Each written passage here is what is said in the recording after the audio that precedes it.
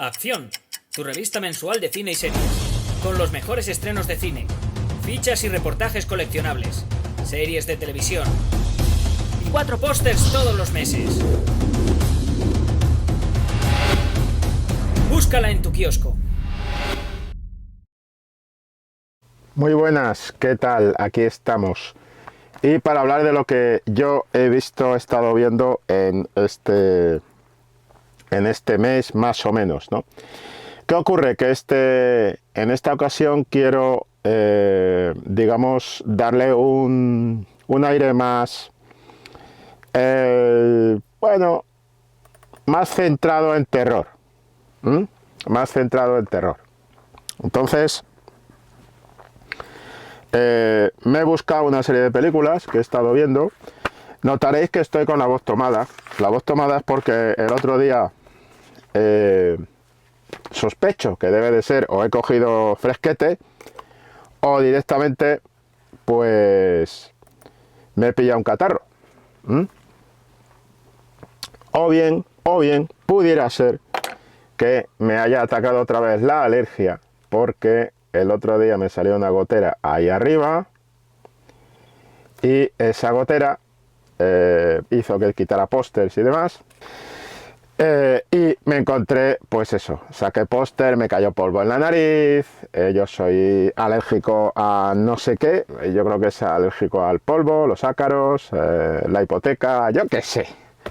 Pero el resultado es que, pues eso, que al día siguiente ya me levanté con molestia en la garganta y ahora con la voz tomada. Así que os pido disculpas por la voz tomada. Vamos a darle un repasito al terror. Al terror, el género de terror.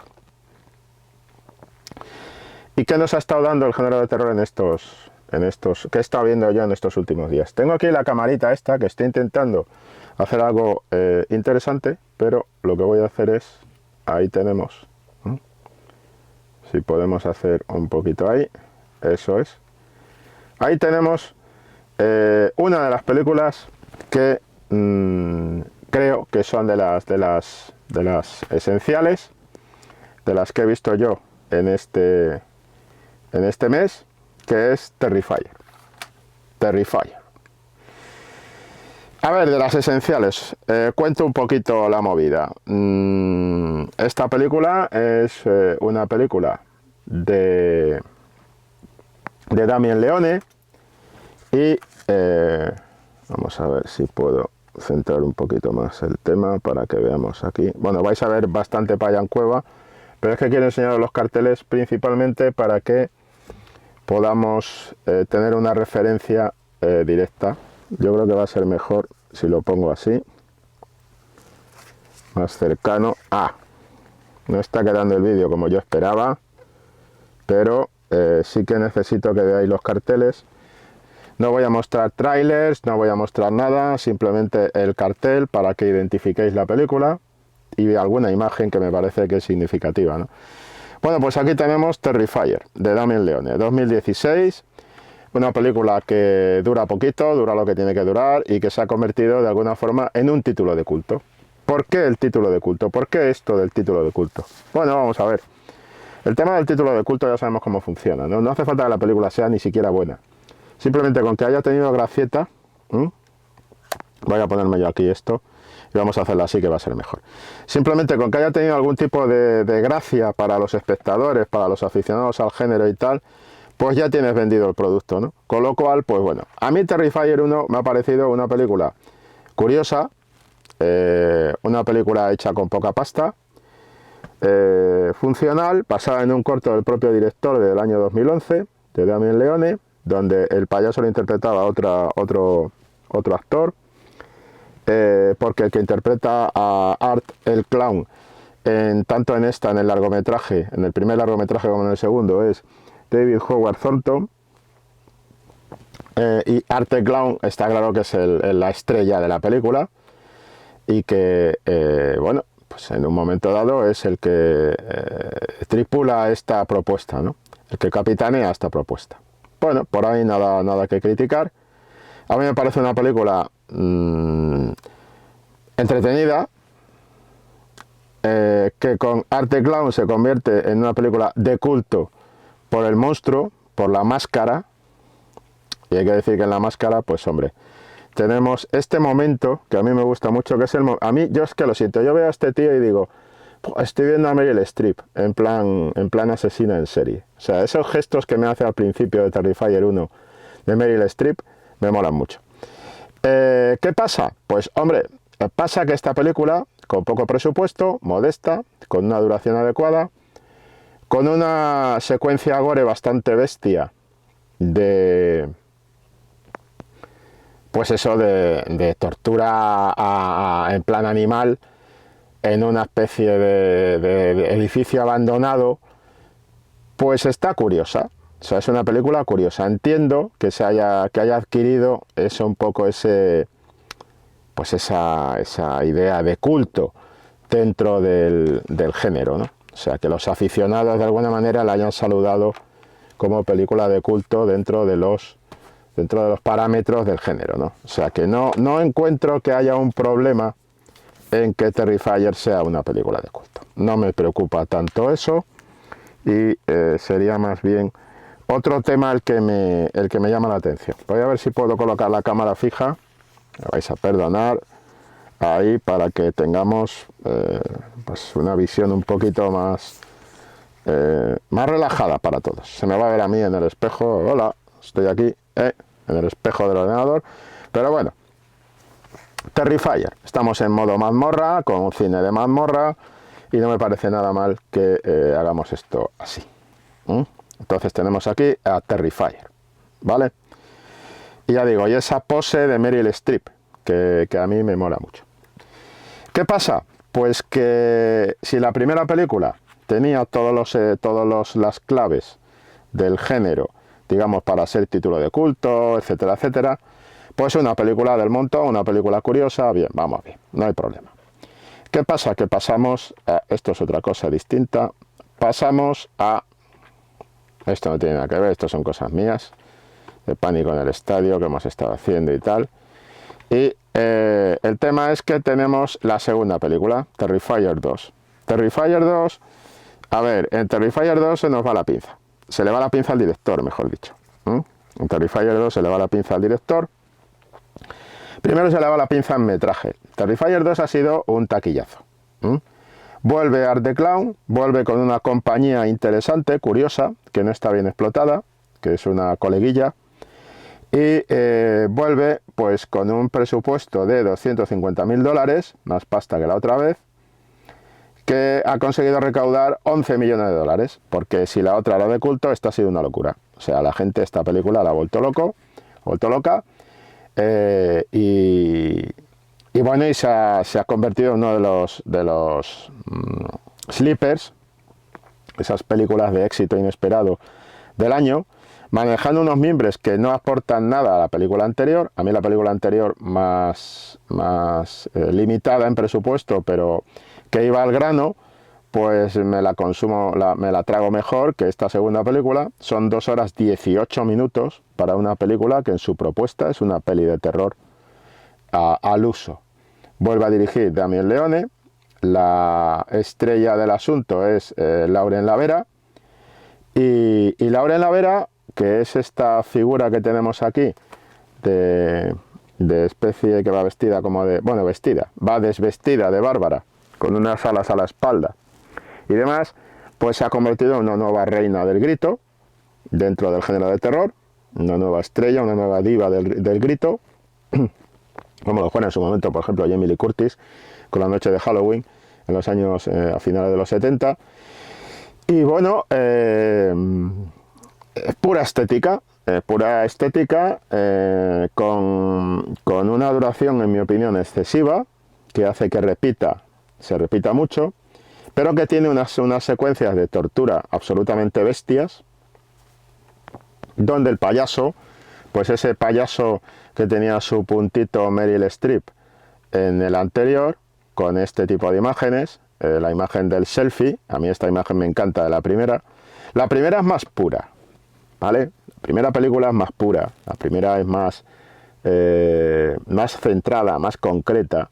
La primera no tiene aspiraciones, la primera simplemente quiere ser una película de terror que homenajea al género y entretiene.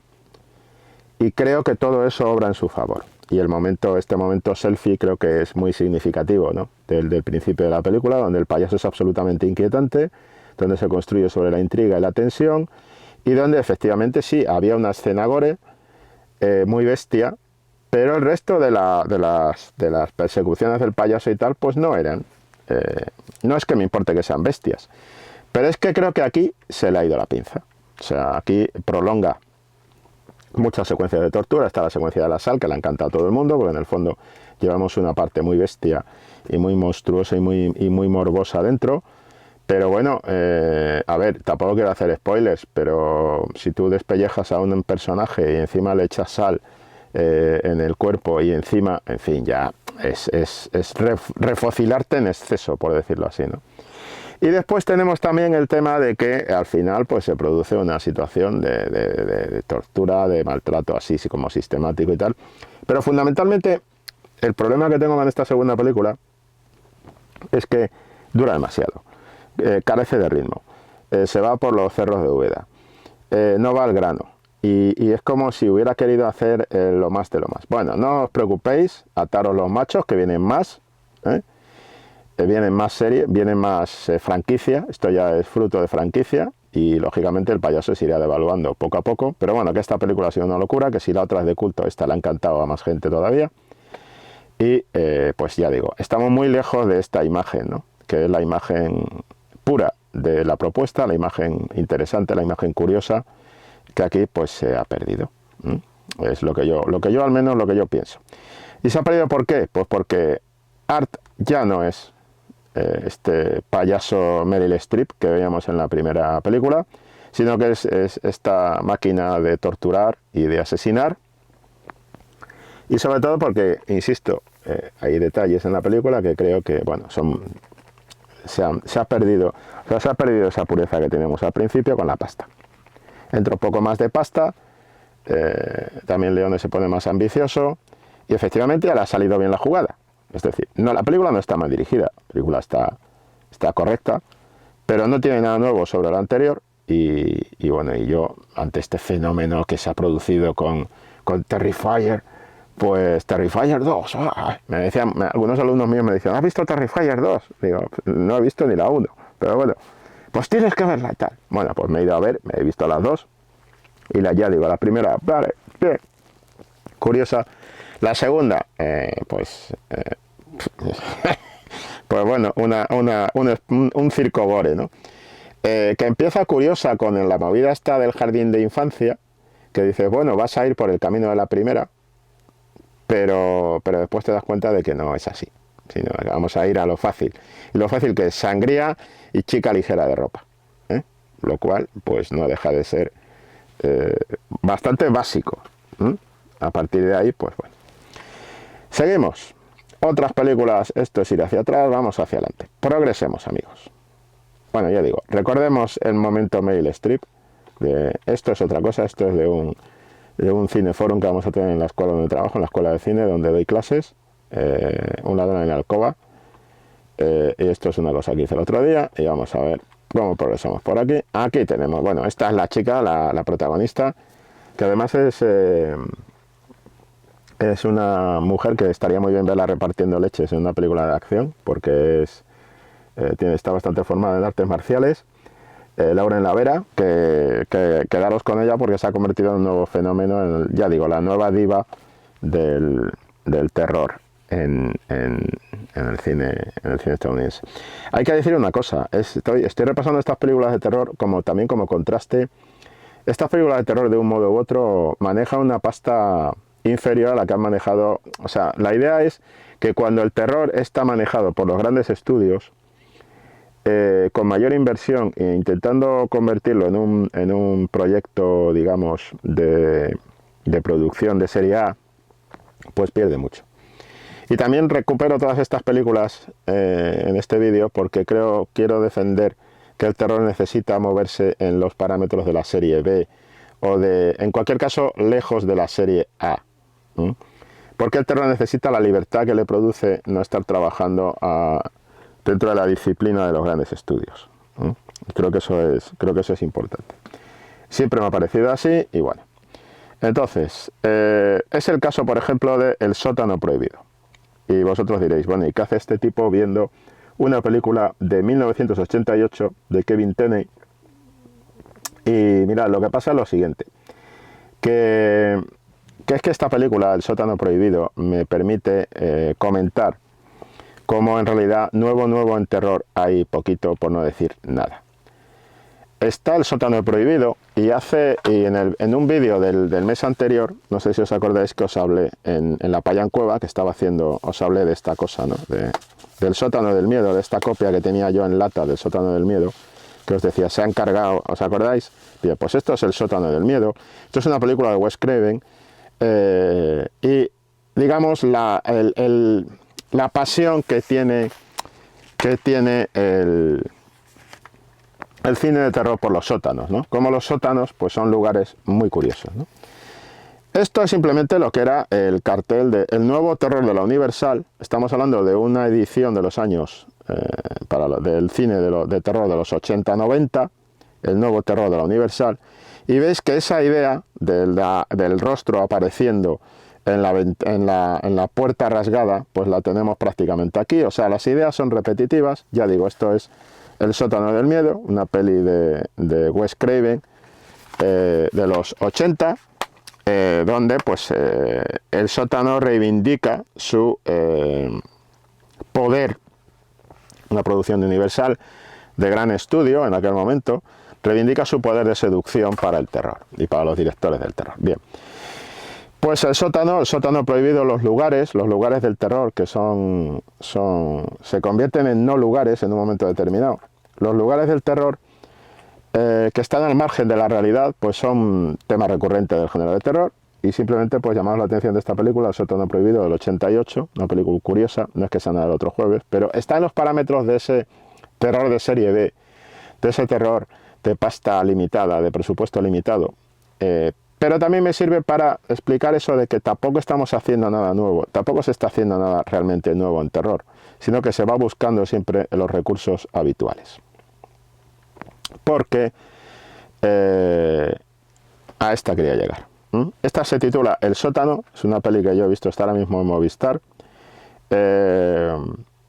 y es una peli que vuelve al tema de la casa y su sótano, la casa encantada y su sótano. Y en esa clave de casa encantada y sótano, con una actriz que conocemos por su papel con Lisa Cuthbert, por su papel como la hija del personaje de Kiefer Sutherland en la serie 24, ya en madurez, en modo madurez, pues está metida también en un argumento, también con sótano, de familias que desaparecen, y bueno, y sale una serie curiosa, con un tema de ocultismo sectario, de ocultismo de secta, de ocultismo de asociación secreta, de experimentos de físicos, de científicos, con la apertura a la puerta a otro mundo y todo esto, ¿no? Esta película además se basa en un cortometraje, que es el mismo recurso que emplea Damien Leone en Terrifier, es decir, el hacer primero el cortometraje es del mismo director, de Brendan Muldowney, y se titula 10 escalones. Claro, esto también me lleva a todo lo que he dicho de Terrifier en un sentido, es decir, la anécdota. Una anécdota que funciona para un corto, que es el caso de Terrifier 1, pues hombre, cuando se alarga y se pone en clave largometraje puede perder mucho, puede perder bastante, porque el concepto de la anécdota es como el chiste corto, es decir, si tú de un chiste corto te haces un largometraje de 1 hora y media, pues tenemos un problema. Vamos a tener un problema de ritmo, vamos a tener un problema de crear personajes nuevos y situaciones que lo que hacen es alargar innecesariamente, porque lo bueno estaba en el chiste corto. Y esto es un poco lo mismo, ¿no? Es decir, el corto de Terrifier puede funcionar como un tiro. Cuando alargas la película a 1 hora y pico, puede ser tolerable, y a mí en Terrifier pues me vale. Pero cuando te pones en 2 horas y pico como Terrifier, pues la cosa se te cae. En el caso del sótano, de la película El sótano, esta que estoy comentando ahora, de Cellar, pues es una película de 2022.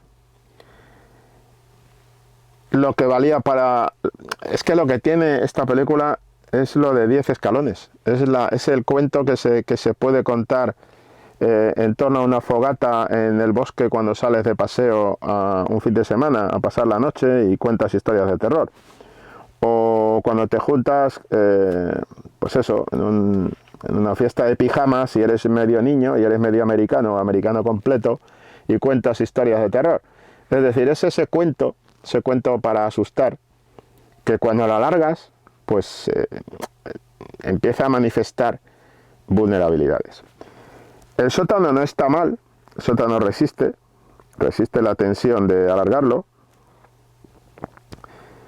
pero no tiene mucho más que contar. Lo único que tiene interesante es al final se les va un poquito la pinza en cuanto a la incorporación de la amenaza, cuando presentan la amenaza y el paso al otro mundo y demás, es cuando te das cuenta, si casi quiero que me cuentes más lo de ese otro mundo, que es lo que va más allá de la anécdota. Es decir, la anécdota de los escalones es una película que además está trabajando la clave de intriga. De la misma manera que decíamos que Terrifier trabaja a lo bestia el terror, y que por ejemplo, esta otra que decíamos de El sótano prohibido, trabaja también el terror, con monstruito, ya lo veis ahí incluido, pues esta del sótano está trabajando más una película de intriga. Como película de intriga es curiosa, pero no te están dando lo que te han prometido en el cartel, ni en el tráiler, ni en el propio título, etcétera, ¿no?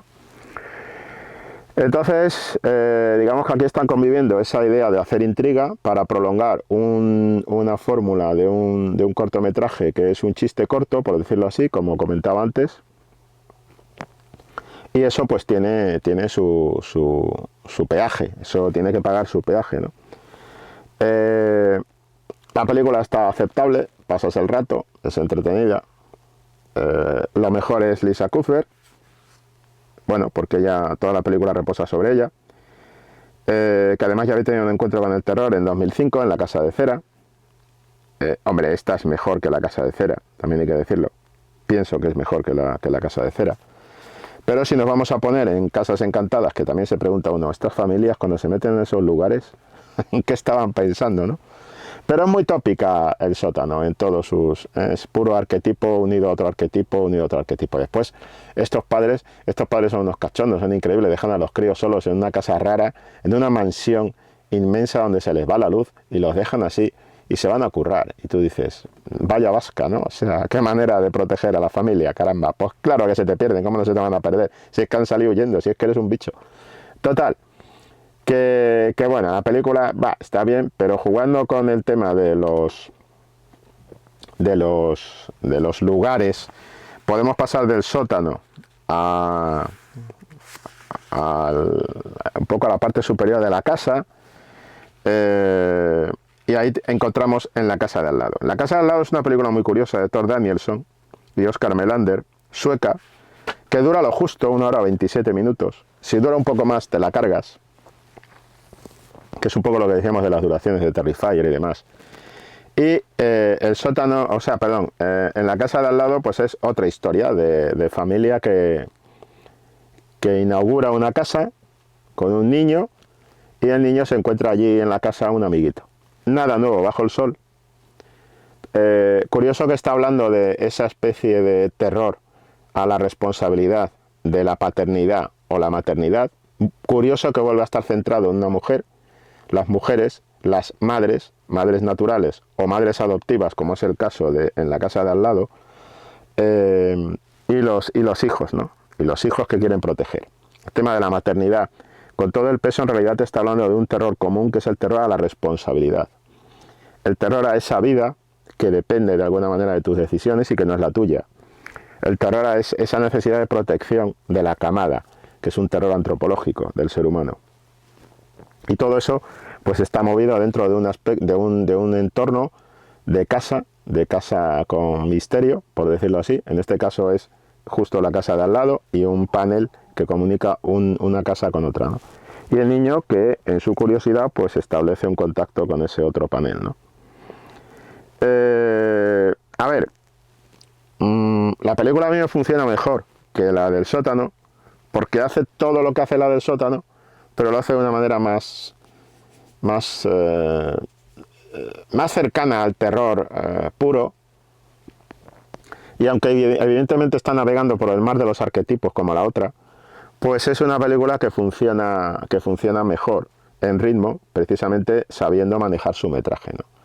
Y es una película que se maneja muy bien en los interiores, y que la historia que tiene que contar te la cuenta con la máxima economía de metraje, de secuencias, y que va al grano, va a lo que va. Tampoco, no pretende ser lo que no es. Una película para mí bien dirigida, y desde luego superior a la del sótano, ¿no?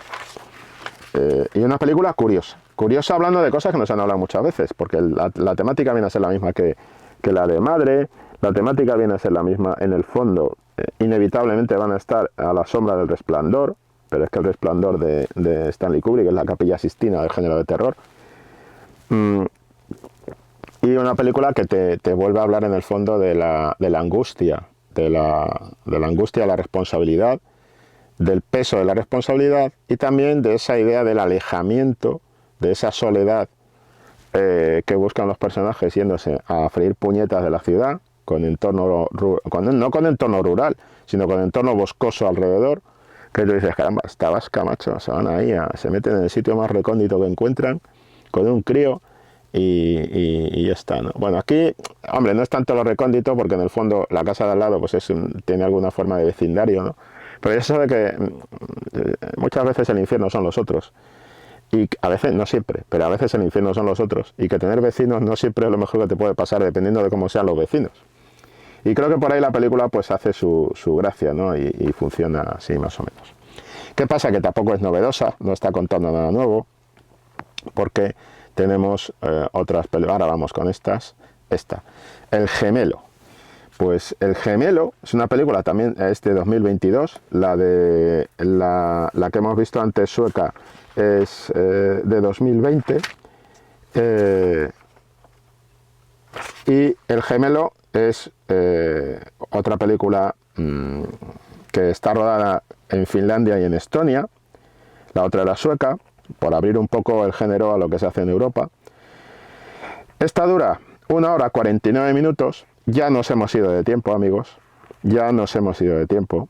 Ya meterle casi 2 horas a falta de 10 minutos a esto, pues me parece excesivo. Pero trata también el tema del hijo perdido, ¿no?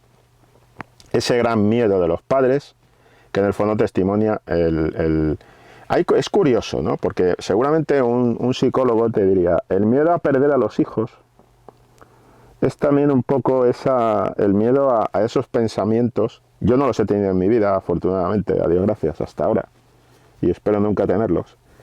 Ese miedo podría estar ocultando en sociedades muy egoístas un poco la necesidad de librarse de los hijos, el miedo a la responsabilidad, el miedo a la vida, el miedo a perder a los hijos. Perder a un hijo es terrible. Que tu hijo desaparezca es una agonía. Pero evidentemente en el terror, en la fórmula de terror, de argumento de terror, eso se maneja también como una especie de efecto rebote de esa presión que ejerce la vida moderna.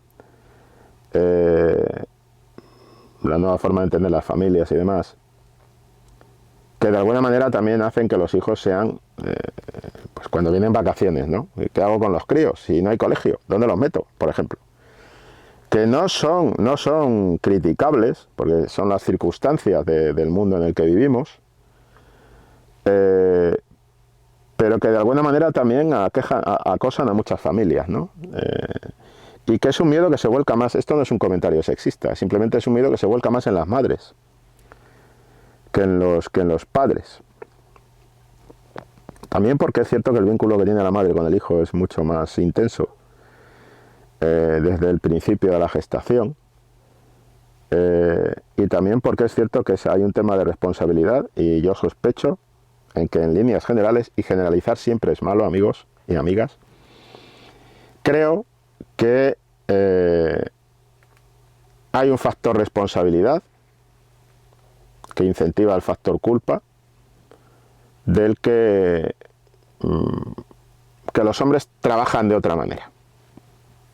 Y digo, somos iguales, pero en algunas cosas, por cuestiones sociales, de una sociedad que se puede haber forjado sobre patriarcado, o como lo queráis ver, que es cierto, eso es cierto, no se puede negar, pues digamos que los hombres, los hijos los tienen ahí como otro tipo de responsabilidad, por decirlo así, en su cabeza, en su imaginación, pero se establece un vínculo con las madres, y eso hace que las mujeres, los personajes femeninos, sean el epicentro de todas estas historias, mientras que los padres quedan como en un segundo término, ¿no? Eso también está testimoniando pues cómo está repartida la sociedad en un momento determinado y cómo sigue estando repartida de alguna forma. Y además me vais a perdonar, pero seamos sinceros, es decir, realmente en nuestra sociedad, en la mayor parte de los casos, cuando el crío o la cría se pone mala, es la madre la que recibe la llamada y la madre la que tiene que perder el culo para irse al colegio y ver qué narices está pasando allí. Habrá casos que lo hagan los padres, no lo dudo. Hay casos de familias de padres separados o divorciados que tienen la custodia compartida, que probablemente compartan este tipo de cuestiones. Pero en estas familias, digamos, de clave más tradicional, que son las que suelen vendernos este tipo de películas, se plantea esa fórmula, ¿no? Y por eso lo que digo es, no sé si me estoy metiendo en un huerto, pero me da igual. Creo que la presencia, el protagonismo femenino en el género de terror, que además va por otro camino y que acabaríamos hablando de la sexofobia de Tertuliano, de la zumbada esta que se le ocurrió del pecado universal, sobre cómo entra el mal en el mundo de los humanos, etcétera, al amigo Tertuliano. Aparte de todo esto de Lilith, aparte de todo esto de Eva, aparte de todo esto del Antiguo Testamento, aparte de todas estas historias de carácter judeocristiano, de mitología judeocristiana, la realidad es que cuando se plantean estas historias de hijos perdidos, todo se vuelca sobre la madre. Esto es un hecho de la ficción y no es discutible. No estamos hablando de la realidad social, hablamos de la ficción. Pero sí que es cierto que está reflejando en cierto modo una realidad social. Aquí se les va la pinza, ya digo, lo que tiene interesante es que está ambientado un poco, saben sacarle partido al paisaje, pero vosotros mismos os podéis dar cuenta de que hay muchas ya de partida en las presentaciones y tal. Y muchas veces el propio diseño del cartel, mirad, a mí esto me propone algo, este cartel de En la casa de al lado, a mí esto me propone algo que puedes decir, sí, es un topicazo, es una acumulación de arquetipos, pero me interesa cómo está planteando esa idea, ¿no? Con esa mirada de la madre, ese rostro de la madre, en este caso madre adoptiva, pero eso es lo de menos, porque muchas veces las madres adoptivas hacen una función y tienen un trabajo y un afecto con los críos que adoptan superior al de muchas madres naturales, madres y padres naturales, hablamos de madres y de padres adoptivos y naturales, y lo digo así de claro. Esa cara partida, digamos, con la luz y la sombra, y esa mirada a mí me parece mucho más, veo una actriz, veo trabajo, veo ese tema, ¿no? Y después tenemos abajo al niño con todo el tema de la parte terrorífica y que también te insinúa qué va a pasar ahí cuando se encuentra con ese amiguito invisible, ¿no? Y te sugiere, van a pasar cosas, estoy trabajando con los arquetipos, pero no pasa nada porque te voy a contar cosas y tal, y bueno. Al final vamos a llegar a el problema de todas estas películas es que cuando llegas a mostrar al monstruo, pues ya entramos en territorio conocido. Y curiosamente, cuando debería crecer el miedo, es cuando empieza a menguar. Precisamente ya te han mostrado la amenaza y a partir de ahí la cosa cambia. Pero aquí, algunos de vosotros diréis, pues a mí me parece mucho más sugestiva esta y tal y cual, ¿no? Volvemos a tener otra vez la mirada, volvemos a tener la figura de la madre, volvemos a tener la figura de los niños. Pero la encuentro menos pura. Y cuando hablo de pureza, la encuentro más postureo. El espejito, la luz, el niño al otro lado, la mujer en el centro. Me gusta más esto. Y creo que es que el propio cartel, creo que los carteles de las películas siempre me han parecido, y por eso nosotros que en la revista Acción publicamos fichas coleccionables. Yo disfruto mucho con esas fichas coleccionables, porque creo que los carteles ya están evidenciando la naturaleza de la propia película. ¿Vale? La propia naturaleza de la película. Revelan la naturaleza de la película. Ejemplo. Ejemplo fácil que se me está ocurriendo simplemente mirando lo que tengo aquí en la esquina. La propia naturaleza de la película, aquí la tenéis, revelada. Vamos a encender aquí, último tren a Katanga. Aquí la tenéis. Esta es la naturaleza de esta película. Este es el cartel, ya está. Esta es la película. Pues pasa un poco aquí esto, ¿no? Que en lo que estoy diciendo de los carteles, ¿no? Es decir, el propio cartel muchas veces ya evidencia mucho más de la película, te cuenta mucho más de la película, pero te da también el tono de la película, la personalidad de la película, la identidad de la película, ¿no?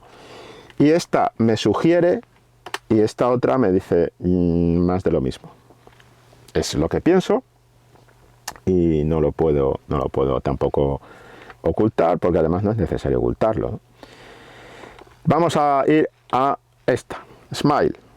Smile esa ha sido otro fenómeno, ¿no? Smile es otra película de 2022, de Parker Film, 17 millones de dólares, 214 millones de dólares recaudados en todo el mundo, 214, 985.000,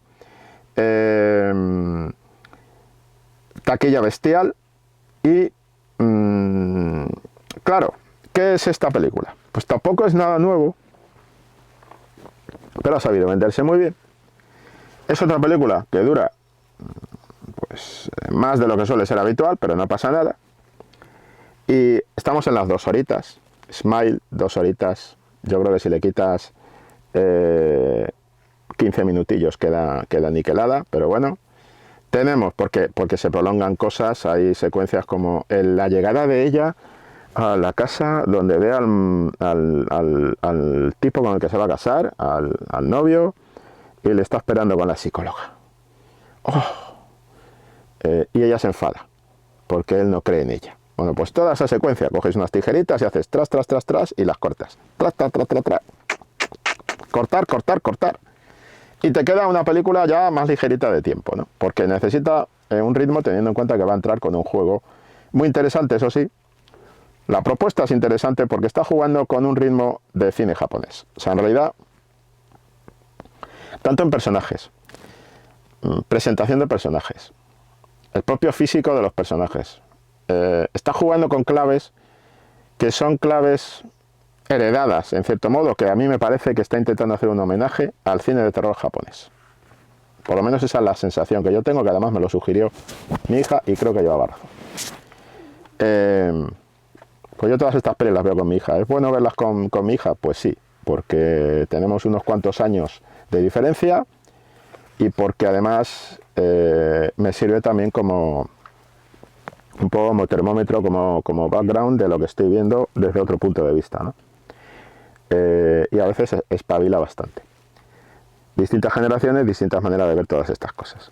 Ella es una fanática del terror, con lo cual también me viene bien para un poco, aunque no compartimos criterio en absoluto compartimos criterio.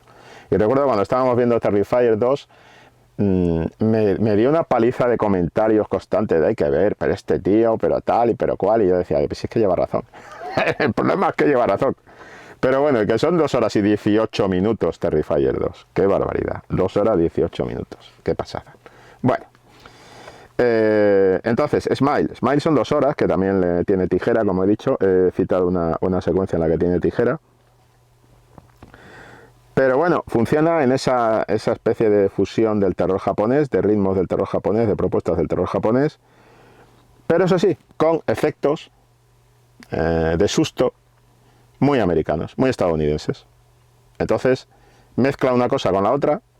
Yo tengo que decir que tiene 2 sustos que nos hicieron saltar a mi hija y a mí, que dijimos, caramba, todavía hay algo que nos hace saltar, a pesar de que nos estamos comiendo cosas de estas cada 2x3 de terror. Y esta tiene 2 concretos que hace saltar, que no diré cuáles son para ver si saltáis vosotros cuando la veáis, ¿no? Pero tiene ese cruce de japonés, de ritmo japonés, casi de la historia. La historia parece muy propia del terror japonés, de lo que vimos en los años 90 en películas como Ringu. Después eso sí tiene todo la articulación de susto y el postureo en algunos momentos, sobre todo el personaje del noviete de la protagonista.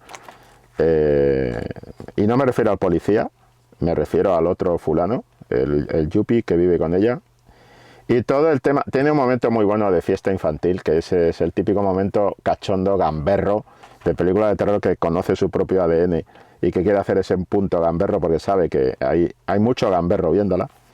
Y el momento de la fiesta del niño mola mucho, está muy bien, es muy divertido, me parece muy divertido. Pero bueno, ya digo, sobrando un poco de metraje y que al final, al principio, muy buen planteamiento, muy interesante, muy curioso, dices, a ver a dónde vamos desde aquí. Pero claro, cuando revela la amenaza, cuando llega al final, pues se mete un poquito en el rollito del topicazo del arquetipo, pero del tópico mal manejado, porque los tópicos se pueden manejar bien, pero esta lo maneja de aquella manera, ¿no? Entonces Smile pues se queda ahí en este juego, ¿no? Después vendría, a ver, vamos por aquí. Esta es, de toda esta selección, la que más me ha convencido a mí, la que más me ha satisfecho. Barbarian. Barbarian es una película que tiene un presupuesto de 4,5 millones, película de 2022, y que ha recaudado 45.202.000 dólares en todo el mundo. Barbarian tiene muchas cosas curiosas. Barbarian tiene un giro de protagonismo interesante en su construcción a mitad de película, en el momento justo porque la historia que te están contando está llegando a un punto de repetición, no de repetición, está llegando a ese punto de inflexión en la cual lo único que va a poder hacer es repetirse. Y me refiero a la historia de partida, la historia de esta muchacha que llega a una casa de estas de alquiler breve, por decirlo así, y se encuentra que está ocupada por otro fulano, que además es un Skarsgård, y eso siempre, Bill Skarsgård, y eso siempre es calidad, ¿no? Esa familia ha producido actores de calidad casi como si fuera una metralleta. Aparte de su padre, Stellan Skarsgård, que es un señor, además, aparte de encantador, es un señor muy interesante como actor y es una auténtica máquina. Haga lo que haga, lo metes en una superproducción, funciona. Lo metes en una película intimista, funciona mejor. Tremendo. Bueno, pues sus hijos exactamente igual. Bueno, pues Bill Skarsgård, pues esta señora llega allí y se encuentra con Bill Skarsgård, que es el payaso de It. Y claro, tú dices, a ver, este es un lío. Y por ahí te monta una intriga, un juego de intriga terminada desembocando en terror, que corta en el momento justo en el que empezaría a convertirse en una película de más de lo mismo. Y te lleva a otro personaje. El otro personaje es el de Justin Long. Es un personaje que a través de sus conversaciones telefónicas hace una cosa muy interesante, que no voy a decir qué es para no hacer spoiler, pero que es muy interesante, que es definir un tipo de personalidad muy presente en nuestros tiempos, muy tóxica, y eso lo hacen a través de diálogo y a través de teléfono, que ya me parece una construcción interesante. Es decir, bueno, estamos en una peli de terror, pero te lo estoy haciendo muy cotidiano, te lo estoy haciendo con una segunda lectura en los personajes, porque lo que hablan Bill Skarsgård y la protagonista, Georgina Campbell, al principio de la película, y cómo establecen una relación desde la desconfianza, eso en el fondo es un eco de la pandemia. Está hablando de la desconfianza cotidiana que tenemos unos con otros. Eso es muy interesante y eso está planteado en la primera historia. Pero es que en la segunda historia, que enlaza con la primera con una fluidez tremenda, tenemos este fenómeno del teléfono, este actor, este tiparraco, que además hace que se produzca un giro en nuestras simpatías, y digamos que cuando vamos escuchando las conversaciones telefónicas de este señor, del personaje de Justin Long, decimos, este señor, que baje al sótano, volvemos al sótano, que baje al sótano y que vea lo que hay allí, y que le apliquen un tratamiento que se está mereciendo a pulso. Con lo cual nos convierten un poco en una especie de giro, ¿no? Temíamos lo que le pasara en los personajes de la primera historia, y en la segunda historia nos da igual lo que le pasa.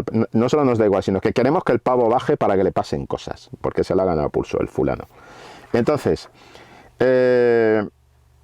evidentemente, es una película que tiene pues todo el carácter del género de terror, del homenaje a los arquetipos del género de terror, pero que tiene una segunda lectura.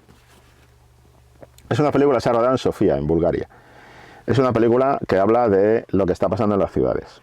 Es una película que está hablando de lo que está pasando con los inmuebles en determinados barrios. Es una película que habla de esos barrios que quedan abandonados, en los que ni siquiera la policía se atreve a entrar algunas veces, en algunas ciudades del mundo.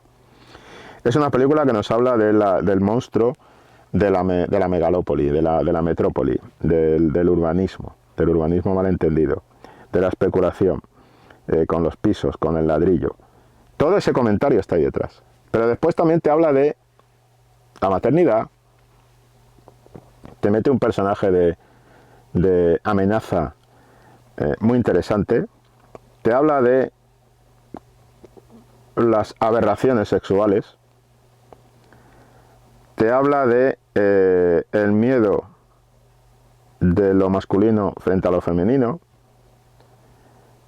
te da una visión de los miedos de lo femenino frente a lo masculino, y creo que es una película completísima, muy completa, que esta sí justifica su metraje. Pero ojo, es que el metraje es 1 hora y 42 minutos. O sea, es un metraje perfectamente sólido para lo que estoy diciendo. Es decir, esta película, si la llevas al camino de Terrifier o al camino de Smile, se te va a 2 horas o 2 horas y media. Pero es que 2 horas y 20. Pero es que no lo necesita, y el director sabe controlar muy bien. Zach Greger, sabe controlar muy bien su metraje de su película. Y a mí me parece que eso es chapo. Es un señor que ha sabido organizar su película para que tuviera el metraje perfecto, concreto, que le da lo que debe darle a las historias que está manejando y a las segundas lecturas que está manejando. Porque si la alarga más, va a caer en el tópico, va a caer en lo aburrido, va a caer en tal. Y después tiene todo el despliegue final, que es un despliegue, con la plena manifestación de la amenaza, que también entra en el tema de esa maternidad y de cómo los personajes son ambiguos y de cómo los personajes están viajando por unos caminos paralelos muy interesantes. Como hay, en el fondo, un personaje que es una víctima se puede convertir en una amenaza con la mejor intención del mundo. El tema de la toxicidad de la familia, la toxicidad de los padres con los hijos, también está ahí sugerido. En fin, una película muy rica si sabes leerla, si tienes interés por la segunda lectura, pero que además como entretenimiento funciona como un tiro. Y con esta voy a acabar, porque ya digo, es de todas las que he visto, de terror. Acabo este recorrido del terror. Hay más de terror, volveremos a hablar de terror, volveré a hablar de terror en estos. Y me ha aficionado, sí, a ver, ya he dicho que a mi hija le encanta el género, y yo veo mucho cine y mucha serie con mi hija, y habitualmente veo mucha producción de terror, pero no es que me haya aficionado, me ha interesado ver cómo está el terror y tal, y veréis que no he hablado de la última de la noche de Halloween. ¿Y por qué no he hablado de ella? Pues porque entra dentro de ese tema de los estudios, de la disciplina de los estudios, de la sobreexplotación, del perder la frescura que he estado hablando en el fondo en este vídeo. Va a haber más terror en estos vídeos. Creo que el terror debe estar presente en todas las entregas de estos vídeos, si no en este vídeo, en recomendaciones y demás, y va a haber más terror. Así que prometo más escalofríos. Hasta luego. Acción, tu revista mensual de cine y series, con los mejores estrenos de cine, fichas y reportajes coleccionables, series de televisión y 4 pósters todos los meses. Búscala en tu kiosco.